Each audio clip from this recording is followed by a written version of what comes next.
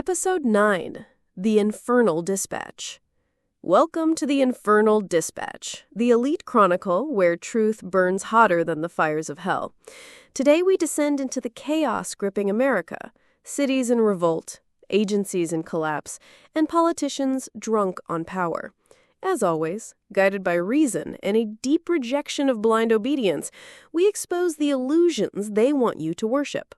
Let's start with Chicago, the so-called crown jewel of the Midwest, now reduced to a cesspool of violence and corruption. For years, the city has defied order, drowning in crime and runaway policies that enable chaos. Federal authority finally decides to step in, and the predictable response? Rebellion. Politicians crying foul, activists screaming about oppression.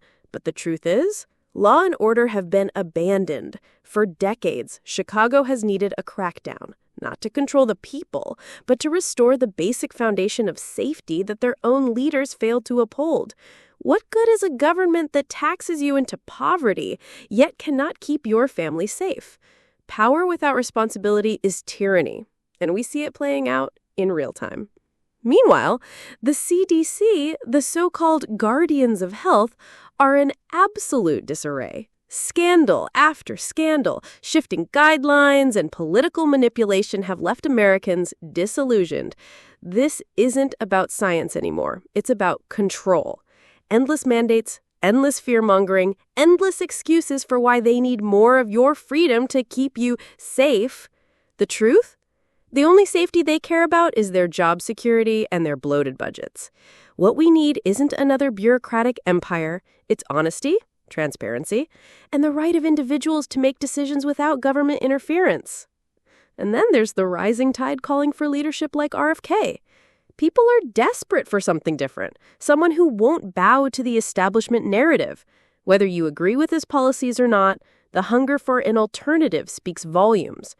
Americans are sick of the political duopoly choking this nation, the illusion of choice between two corrupt machines. Next, we turn to the escalating problem of federal overreach. Washington, D.C. flexes its muscle not to protect liberty, but to tighten its grip.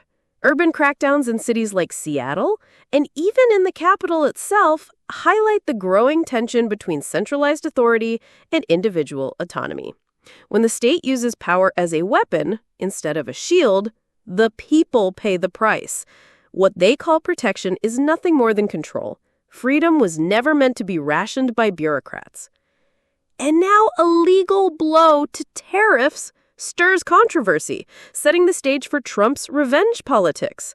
The courts claim victory, but what does it mean for the average citizen? Tariffs, trade wars, and political vendettas have real-world consequences, yet they're used as tools in an endless game of political chess. Both sides exploit power at the expense of the people.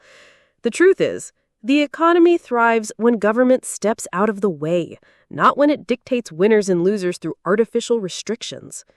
But wait! Books burning at the voice of America? In 2025, the idea that state-controlled media can dictate the narrative should terrify every thinking person.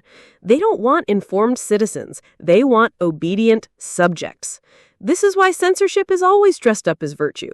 They say it's for truth and safety, but in reality, it's about control of thought.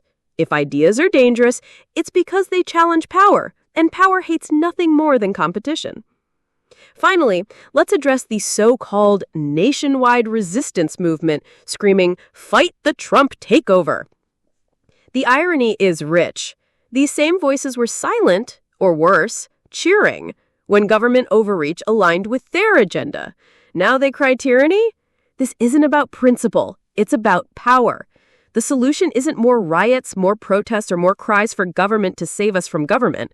The solution is to reject the premise that power should rule our lives at all. What's the common thread through all of this? Dependency. They want you dependent on welfare, on government programs, on state-controlled narratives. Dependency breeds compliance, and compliance keeps the machine alive. The elite know it. They thrive on it.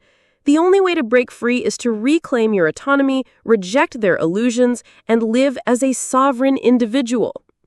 For those with the courage to rise above the masses, to embrace clarity in a world addicted to control, the path is clear.